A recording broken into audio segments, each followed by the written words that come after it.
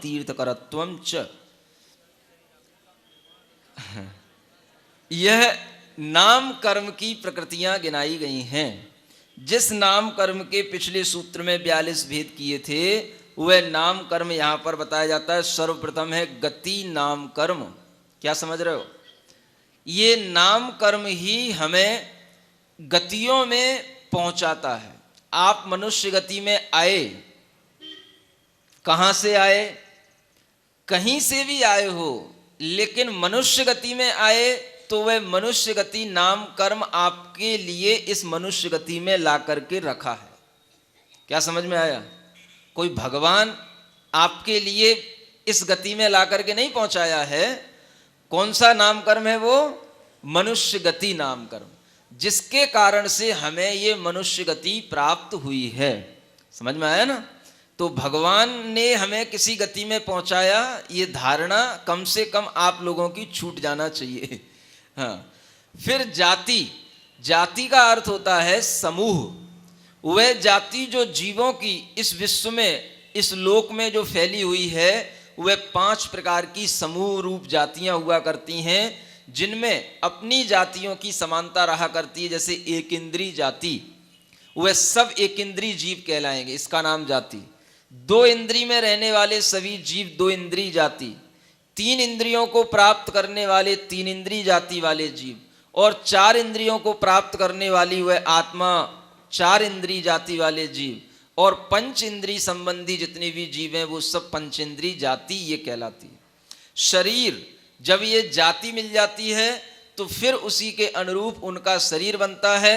अब जैसे पंचेंद्री जाति है तो पंचेंद्री जाति में शरीर अलग अलग हैं। पंचेंद्री जाति देवों की भी है, मनुष्यों की भी है। देवों का शरीर वैक्रियक है, मनुष्यों का शरीर औदारिक है। तो ये औदारिक शरीर नाम कर्म के उदय से आपको औदारिक शरीर की प्राप्ति होती है।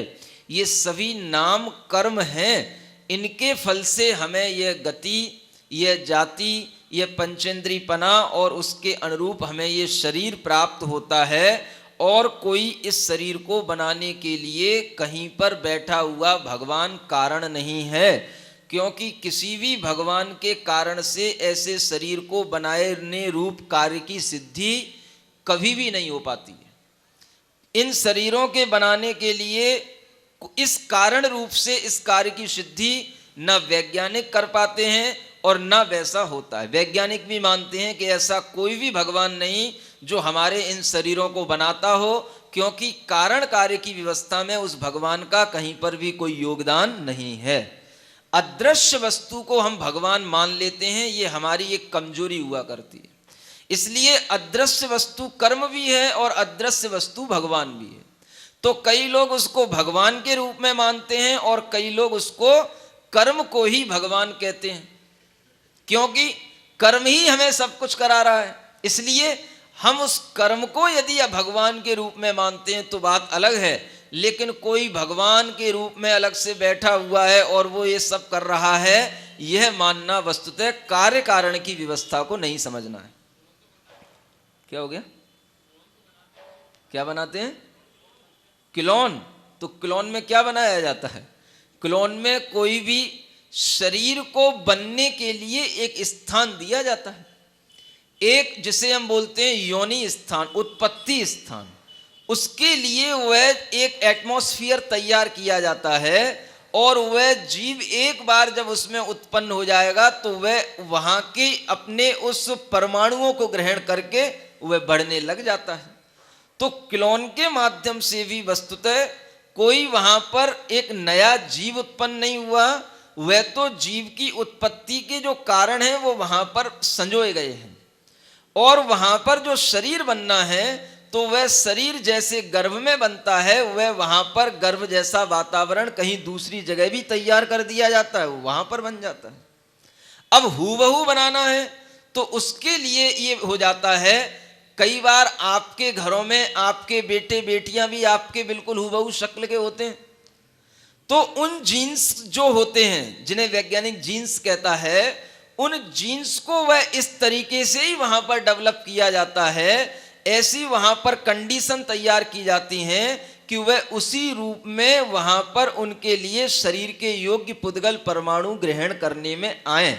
ये क्लोन भी वस्तुतः अभी तक बनने की प्रक्रिया चल रही है, सफल अभी तक नहीं हुआ विज्ञान। आज तक कोई मानव का क्लोन बना नहीं पाया, चैलेंज किया था लेकिन अभी तक हो नहीं पाया। समझ में आया ना? हाँ, भेड़ बकरियों के तो एक आध बनाए हैं, वो भी शायद कुछ एक महीने में मर गए हैं। तो इस तरह से शरीर अंगोपांग, तो कहने का मतलब वो बनाने वाले कोई भगवान नहीं है, ना तो वो वैज्ञानिक भगवान हो जाएंगे ना कोई भगवान बनाने वाला है। वो तो एक बनने की प्रक्रिया है, और वह बनने की प्रक्रिया जहां पर जिस समय पर उनके योग्यता के साथ में शुरू हो गई तो वह अपने आप चलती चली जाती है। उसको फिर थोड़ा सा सेफ और सिक्योर करना पड़ता है, फिर वो अपने आप होता रहता है। इसीलिए वो उस प्रक्रिया को चुन रहे हैं, समझ रहे हैं कि कैसे होता है। नहीं, कोई प्रकार नहीं बढ़ेंगे। वो जो होगा वो गर्भज में ही आएगा। वो जैसे टेस्ट ट्यूब बेबी होती है, क्या होता है उसमें, जिस संयोग को गर्भ के अंदर रखा जाता है उसी संयोग को वहां पर उस टेस्ट ट्यूब के अंदर रखा जाता है, और वहां पर थोड़ा सा वृद्धि हुआ, फिर उसको दूसरी जगह पर और उसी तरीके से वृद्धि करने के जो स्थान उन्होंने गर्भ के अंदर ना होकर के गर्भ के बाहर बना लिए, लेकिन अंदर जो जीव के बढ़ने की प्रक्रिया है वह तो उसी तरीके से ही होगी, वो गर्भज ही कहलाएगा। उसमें जो मनुष्य के और स्त्री और पुरुष के जो भी अवयवों की आवश्यकता होती है वो उसी रूप में वहां पर भी एप्लीकेबल होते हैं, तभी बनेगा वो, अलग से कुछ नहीं होगा, वो गर्भज ही कहलाएगा। ऐसा न अंडे से होगा न सम्मूर्छन होगा। शरीर अंगोपांग, अंगोपांग माने शरीर बनने के बाद में जो शरीर में विशिष्ट अंग हुआ करते हैं 8, और अनेक जो उन 8 अंगों के अलावा जो उपांग हुआ करते हैं, इनका निर्माण भी फिर धीरे धीरे होने लग जाता है। निर्माण नामकर्म होता है जो कि इन अंग और उपांगों का यथा स्थान पर यथा प्रमाण में निर्माण करता है। ये निर्माण नामकर्म का काम है कि नाक की जगह ही नाक लगी मिलेगी, आँख की जगह पर ही आँख होगी, और जितनी बड़ी आँख होनी चाहिए उतनी ही होगी, नाक के बराबर आँख नहीं और आँख के बराबर नाक नहीं, ये भी ध्यान रखना। ये निर्माण नाम कर्म होता है। बंधन नाम कर्म वह इन शरीर के अंदर जो भी धातुएं होती हैं इनको बांधने का काम करता है, और वह बंधन नाम कर्म के कारण से वह धातुएं आपस में बंधी रहती हैं, हड्डी आदि आपस में मिली रहती हैं। लेकिन इसके आगे एक नाम कर्म और आता है संघात। इस संघात के माध्यम से क्या होता है कि वह धातुएं आपस में इस रूप से बंधी रहती हैं कि जैसे आपके शरीर में रक्त है, वह प्रवाहित तो हो रहा है लेकिन वह बाहर नहीं निकल सकता। क्या समझे? वह रक्त, वह हड्डियां, वह चर्बी सब बाहर निकल के नहीं आ सकती है। तो ये जो एक संघात नाम कर्म होता है, यह उसके ऊपर एक पेस्टिंग का काम करता है। जैसे कि आपने ईंटों के ऊपर ईंटें रख दी, ये तो हो गया बंधन, और अगर आपने उन ईंटों के बीच में प्लास्टर के साथ में उनको जोड़ करके बांधा है तो वह बंधन के साथ में कहलाएगा संघात। तो क्या होगा, वह पानी जो दीवाल के रूप में, अगर वह दीवाल के रूप में ईंटों का वह संचय हो गया है तो पानी फिर उस दीवाल से इस पार से उस पार नहीं जा पाएगा। ये हुआ संघात। जो हमने ऊपर से प्लास्टर और उसके अंदर में भी सीमेंट रखा है, ये संघात। और बंधन में केवल हम ईंटों के ऊपर ईंटें रख दें तो वो बंधन कहलाता है। ऐसे ये दोनों नाम कर्मों के अपने अलग अलग काम हैं। संस्थान का अर्थ होता है आकृति। समचतुरस 6 प्रकार के संस्थान होते हैं, उनमें सबसे पहला समचतुरस संस्थान कहलाता है। जो जिन प्रतिमाएं होती हैं वो अधिकतर समचतुरस संस्थान में होती हैं, उनके आकार सभी ओर से समान होते हैं, उसको समचतुरस संस्थान के रूप में कहा जाता है। दूसरा होता है निग्रोध परिमंडल संस्थान।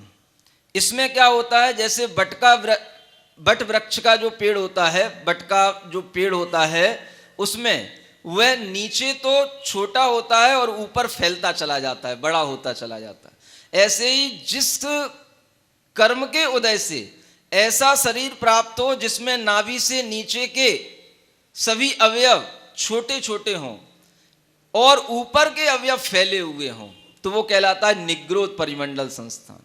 एक होता है स्वाति संस्थान, ये इसका उल्टा होता है। जैसे स्वाति माने होता है बामी का आकार, वह ऊपर से छोटा दिखाई देगा, अंदर जाकर के फैला हुआ दिखाई देगा। उसी प्रकार से जिसके नाभि से ऊपर के अवयव तो पतले पतले हों, छोटे हों, और नाभि के नीचे की जांघें, पैर इत्यादि ये मोटे मोटे हों, फैले हुए हों, वो कहलाता है स्वाति संस्थान। इस तरह से यह एक संस्थान का नाम है। फिर इसके आगे होता है कुब्जक संस्थान।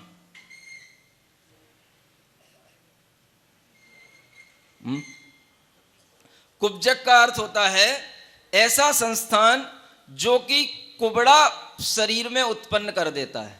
कुबड़ा जानते हो ना, कभी कभी किसी किसी के शरीर में आपने देखा होगा पीठ पर एक बहुत बड़ा ऐसा ट्यूमर टाइप का वो रहता है, हाँ, वो कुबड़ा कहलाता है।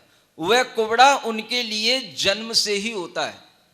कोई भी डॉक्टर उसको ऑपरेशन से अलग नहीं कर सकता, वह मर जाएगा जीव, क्योंकि वो जन्म से उस संस्थान को लेकर के आया है। आप उसको किसी भी प्लास्टिक सर्जरी से भी चेंज नहीं कर सकते।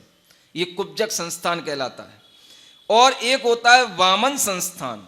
वामन का अर्थ होता है जिसमें शरीर के अंग और उनके उपांग भी बहुत छोटे छोटे से हों, जो आपने बौने बौने से, ठिगने ठिगने से आदमी कहीं सर्कसों में देखते हैं, जिनके पैरों की उंगलियां, हाथों की उंगलियां भी अत्यंत छोटी होती हैं, वे भी वस्तुतः वामन संस्थान में आ जाते हैं, है ना।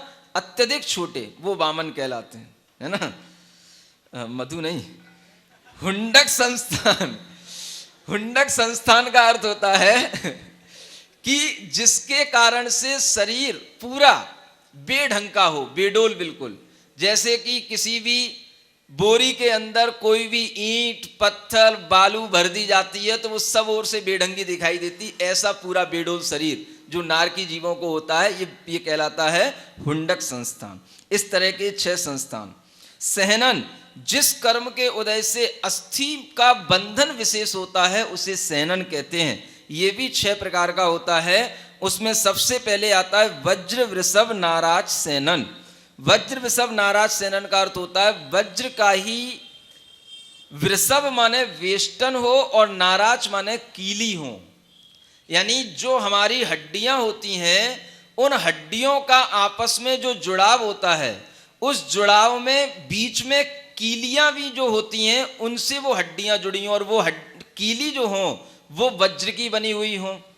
उनके ऊपर जो वेष्टन लगा हो, जिसे आप बोलते हो वाइसल अपनी भाषा में, है ना, पेच और वाइसल, उसी तरीके से जो हड्डियां आपस में वज्र के आकार में वज्र के उन कीलियों से कीलित हों और उस वज्र के वेष्टन से वेष्टित हों, उसे कहा जाता है वज्र वृषभ नाराज सेनन। दूसरा सेनन होता है वज्र नाराज सेनन। अब इसमें क्या होता है, वो जो ऊपर का वेष्टन था वो वज्र का नहीं होता, केवल वो कीलियां वज्र की होती हैं और उनसे वह हड्डियां जुड़ी रहती हैं, वो कहलाता है वज्र नाराज सेनन। ये अभी वर्तमान में नहीं होता है। नाराज सेनन ये तीसरा होता है। इसमें वह वज्र के बिना ही कीलियां आपस में जुड़ी होती हैं उन हड्डियों में, और उनके माध्यम से वो हड्डियां आपस में जुड़ी हुई रहती हैं। इसको बोलते हैं नाराज सेनन। अर्ध नाराज सेनन में क्या होता है, हड्डियां एक तरफ तो इन कीलियों से जुड़ी होती हैं और एक तरफ नहीं जुड़ी होती हैं, इसलिए इसका नाम कहलाता है अर्धनाराज सेनन। एक होता है कीलित सेनन। इसमें हड्डियां आपस में अपनी नोक में फंसी हुई रहती हैं और उसी में बिना किसी कीली के जुड़ी हुई रहती हैं, इसको कहते हैं कीलित सेनन। और एक होता है असंप्राप्ता श्रपाटिका सेनन। इसमें वह हड्डियां आपस में उन नसों में या उन हड्डियों के अंदर ही बने हुए उन स्थानों में अपने आपस में जुड़ी हुई रहती हैं, जिसे हम कह सकते हैं उनका अनेक प्रकार की मांस इत्यादि में या चर्बी इत्यादि में उनका जुड़ा रहना, ये कहलाता है अंतिम सेनन। इस तरह से 6 प्रकार के सेनन होते हैं। इनको कोई भी डॉक्टर इस तरह से देख नहीं सकता कि ये वस्तुतः ये किस प्रकार का सेनन है, ये भी एक तरह से बताया नहीं जा सकता। इसके आगे स्पर्श, रस, गंध और वर्ण, ये भी 4 नाम कर्म होते हैं जिसके कारण से शरीर में स्पर्श उत्पन्न होता है। स्पर्श गुण, हर एक का शरीर का स्पर्श भी अलग अलग होता है, कठोर, मुलायम, हल्का, भारी, अनेक प्रकार का। ऐसे ही रस, शरीर में भी जो रस उत्पन्न होता है वो भी अलग अलग प्रकार का होता है। गंध भी शरीर में कई कई जीवों के लिए अलग अलग प्रकार के शरीर की गंध आती है, और वर्ण तो सबका अलग अलग होता है, ये आपको दिखाई देता ही है। अनेक अनेक रंग के भी शरीर वाले जीव होते हैं। ये सब इन नाम कर्म के कारण से उनको ये चीजें प्राप्त होती हैं। इसके बाद आनुपूर्वी नाम कर्म। आनुपूर्वी नाम कर्म का अर्थ होता है यदि हम एक शरीर को छोड़ करके दूसरे शरीर को ग्रहण करने के लिए जाते हैं तो जिस शरीर को छोड़ करके आए हैं उस शरीर के आकार के आत्म प्रदेश विग्रह गति में रहते हैं। यह आनुपूर्वी नाम कर्म विग्रह गति में ही फलता है। जैसे आपको यहाँ से देव गति में जाना है तो मनुष्य के शरीर का आकार उस देव गति में तब तक चलेगा जब तक कि आपका देव गति में जन्म नहीं हो जाता है। यानी कि आकाश के प्रदेशों में वह देव गति के देव के स्थान तक पहुंचने तक वह विग्रह गति में आपके लिए मनुष्य के शरीर का आकार रहेगा, और जैसे ही वहां पर आपका वह उत्पन्न होना होगा देव गति में, वो आकार छूट जाएगा, आत्मा अपने उस देव गति के आकार में परिणत उसके प्रदेश हो जाएंगे। ऐसा आनुपूर्वी। अगुरु लघु क्या हुआ? उसको कहेंगे देवगत्यानुपूर्वी, लेकिन आकार होगा पूर्व के शरीर का। ऐसा अगुरु लघु, इसके कारण से शरीर ना तो इतना हल्का हो जाता है कि हवा में जैसे वो कपास के फूल उड़ते रहते हैं ऐसा उड़ता रहे, और ना ही इतना भारी होता है कि आप उसे उठा ना सकें। जो आप उसे भारी कर लेते हैं ये वस्तुतः आप उस शरीर के साथ में एक तरह से ज्यादती करते हैं। ज्यादती समझते हैं ना? हाँ, ये कर्म के उदय से तो आपको ऐसा शरीर मिला था कि आप उसे स्वयं उठा लें, स्वयं आपके लिए वह इतना भी हल्का ना रहे कि आप उड़ जाएं, लेकिन उसके अलावा आपने जो उसको इतना भारी कर लिया कि आपको उठाने के लिए भी 4 आदमी लगे, यह वस्तुतः अगुर लघु नहीं, ये दूसरे नाम कर्म का उपयोग है। उपघात, इसके कारण से शरीर में ही ऐसे अंग और अवयव उत्पन्न हो जाते हैं जो उस शरीर के ही घात के कारण बन जाते हैं। जैसे 12 सिंगा होता है, उसके सींग ही उसके मरण के लिए कारण बन जाते हैं, क्योंकि वह जहां कहीं पर भी जब झाड़ियों में उलझ जाता है तो वह उस उलझन में ही अपने प्राण छोड़ देता है। ये 12 सिंगा के लिए उपघात नाम कर्म का उदय। कभी कभी हमारे ही नाखून इत्यादि हमारे लिए घात के कारण बन जाते हैं, वह भी कभी कभी इस तरह से उपघात नाम कर्म के उदय के कारण से होता है। या जो आत्महत्या वगैरह की जाती हैं ये भी उपघात नाम कर्म के तीव्र उदय के कारण से होती हैं। परघात नाम में वह जीव दूसरों के लिए घात करने में कारण बन जाता है, ये परघात नाम कर्म के उदय से होता है।